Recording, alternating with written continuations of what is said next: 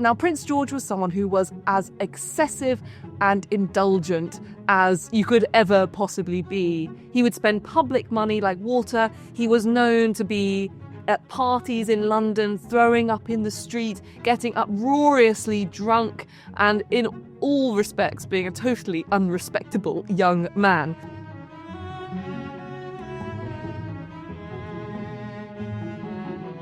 Welcome to the first episode of this History Extra Academy series, exploring the Georgians through the lens of 18th century satire. I'm Alice Loxton, and over 6 episodes I'll be exploring the art that poked, prodded and outright mocked Georgian society. In this first episode, we're starting at the very top of the social hierarchy, the royal family.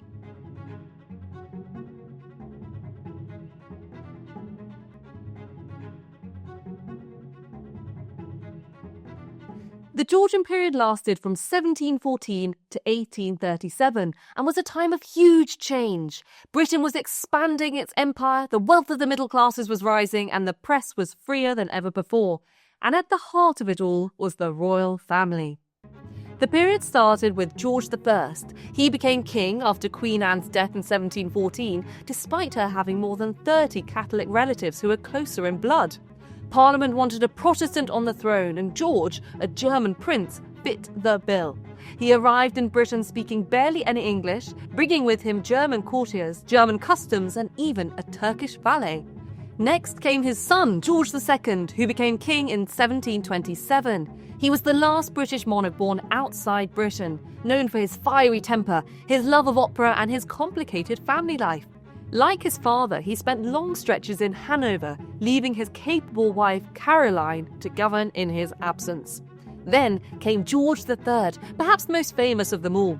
Unlike his predecessors, George III was British-born and English-speaking. His 59-year reign saw huge events: the loss of the American colonies, the Napoleonic Wars, and the birth of the Industrial Revolution. He's also remembered for his bouts of illness, which resulted in his son ruling as Prince Regent. That son, the Prince of Wales, became George IV in 1820. He was flamboyant, extravagant, and endlessly scandalous. During his reign, he transformed royal residences like Buckingham Palace and the Brighton Pavilion. His private life, however, was a storm of gossip and public disputes, not least because of his lavish spending. After George IV came his brother, William IV, and then finally Queen Victoria in 1837, bringing the Georgian era to a close.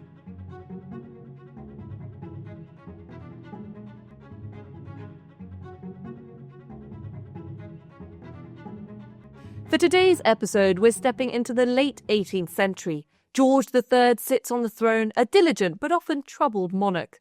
Waiting in the wings is his son, the Prince of Wales, destined to become the famously indulgent George IV.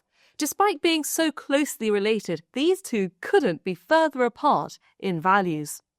On the surface, George III ticked many of the boxes required of a British king. He was exceptionally well educated and had a deep passion for learning.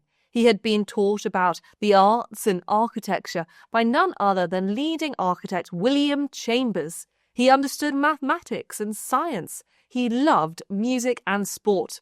He was a Renaissance man in many ways.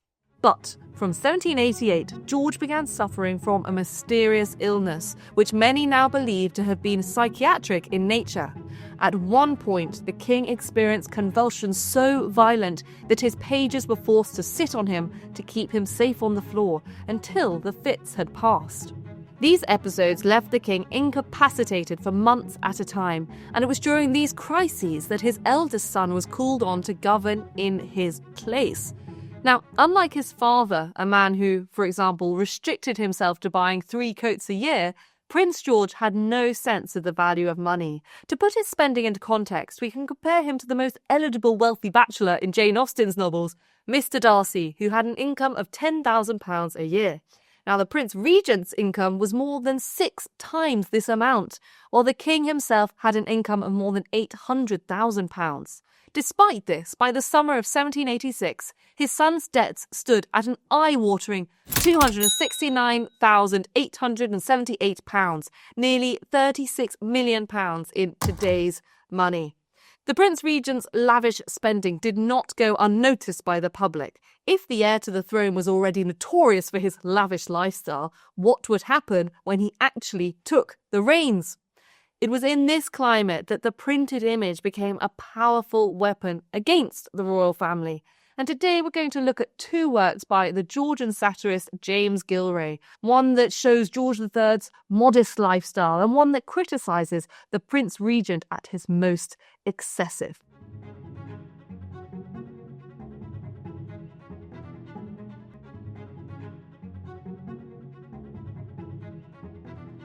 This is one of my favourite prints by James Gillray.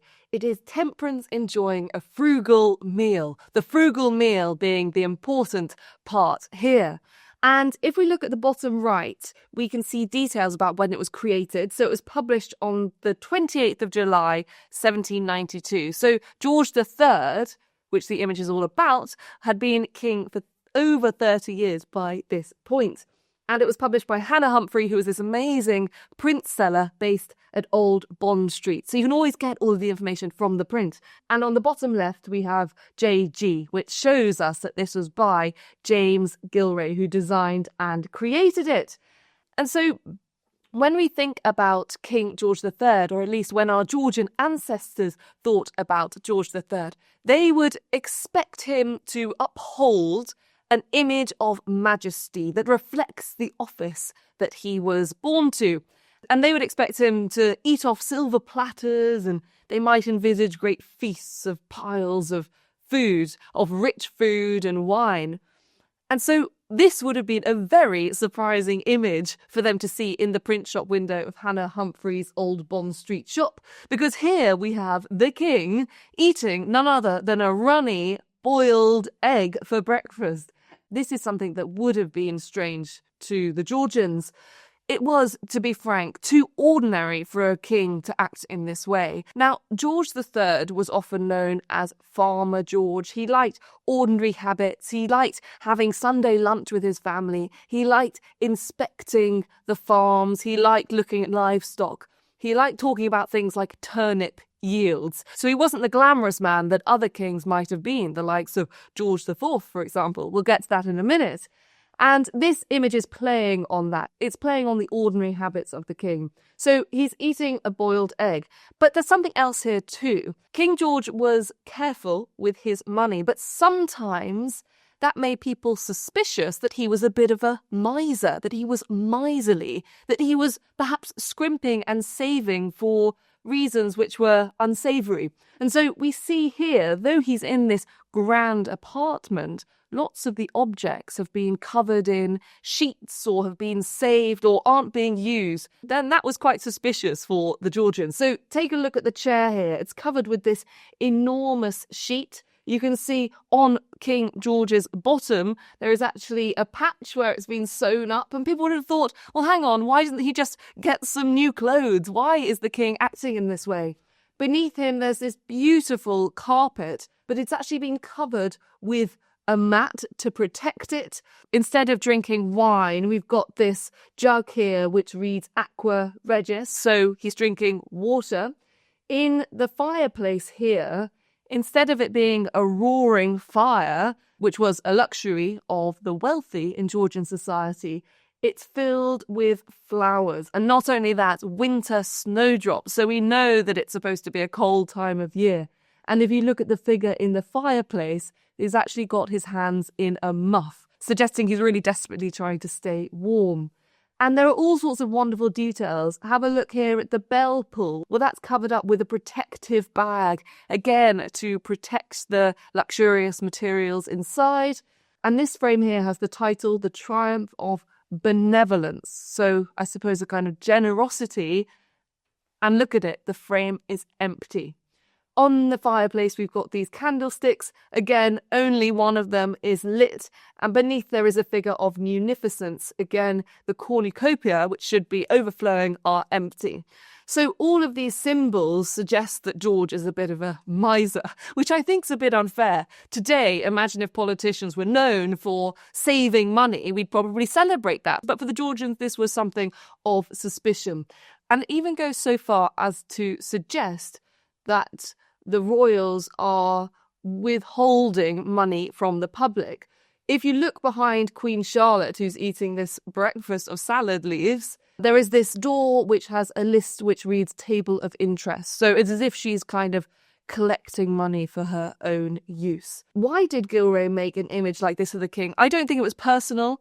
In fact, it definitely wasn't personal, because everybody in society, high or low, were attacked by James Gillray's satirical wit.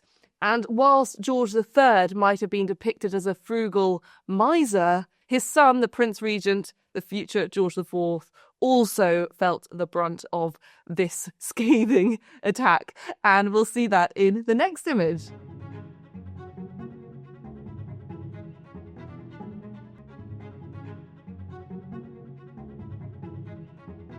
If King George III was depicted as a waste not, want not king, well, his son, the future King George IV, could not be more different. This is Gillray's image of him, a voluptuary under the horrors of digestion. And the way to realise how outrageous this image is to consider perhaps the modern royal family. So this is the equivalent of the current Prince William. And this is how he was depicted. So imagine if we saw Prince William presented in this way. Now, Prince George was someone who was as excessive and indulgent as you could ever possibly be. He would spend public money like water. He was known to be at parties in London, throwing up in the street, getting uproariously drunk, and in all respects being a totally unrespectable young man. One of the quotes that I love about Prince George, and I've written about this in my book, is that when people would visit him in his private quarters, they would find him rolling about from side to side in a state approaching to nudity, which is quite shocking, really. I suppose it's a bit like visiting a student at university, perhaps, and he's never really grown out of it. And one person who managed the renovations of Carlton House once wrote to the prince saying, "Sir, I know full well by observation that the word no forms no part of your Royal Highness's vocabulary." So you get the idea that he had no sense of when to draw the line. So here we have that very young man in his private quarters. Now, when you think about royal portraiture and you think about how he might be depicted in this grand pose, it's very different from what Gillray has chosen to do. Because in the very centre of this image, we have this, an enormous bloated stomach, which is the first point to consider when we think about Prince George. Here he is after an enormous indulgent meal. He's reclining in this chair in a Hogarthian-esque way. So if you look at some of Hogarth's work, this is definitely a nod to that style. And he's got his legs stretched out, man-spreading, I suppose is what you'd say today. And we've got bottles rolling around on the floor. You can see bones here where he's literally just chewed off the meat and flown it aside. An empty glass, a couple of decanters, port and brandy, almost empty. You can see him picking out his teeth with a fork, and this would have really shocked Georgian and Victorian society. Indeed, Thackeray, who was a Victorian writer, actually wrote about this. Fancy the first young gentleman living employing such a weapon in such a way.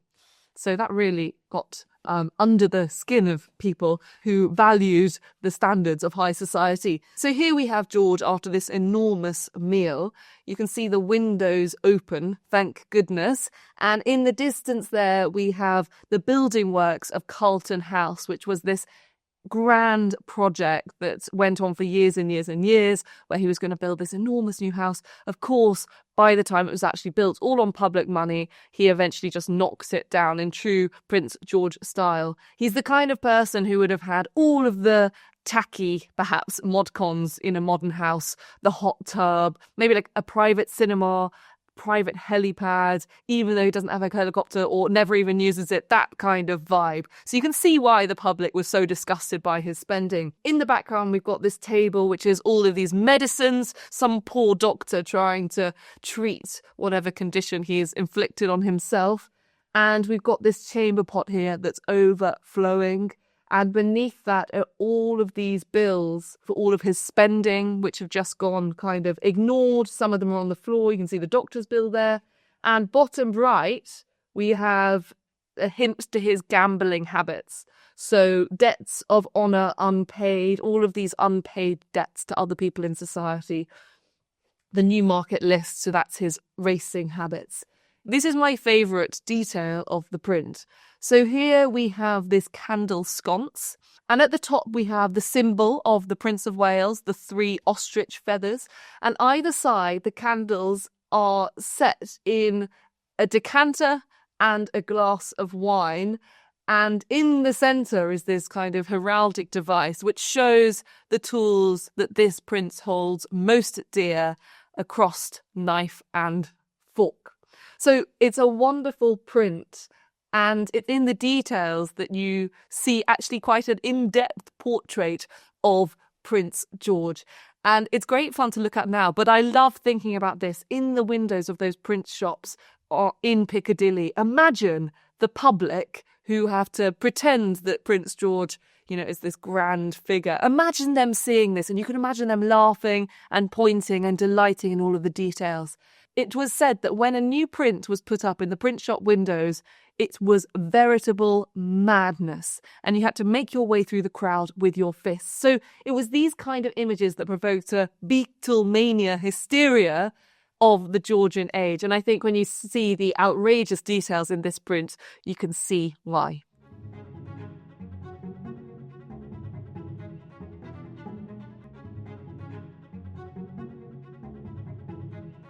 In the hands of artists like Gillray, caricature redefined royalty. No longer distant gods, the Georgians saw their monarchs as mortals, and even gluttons and fools.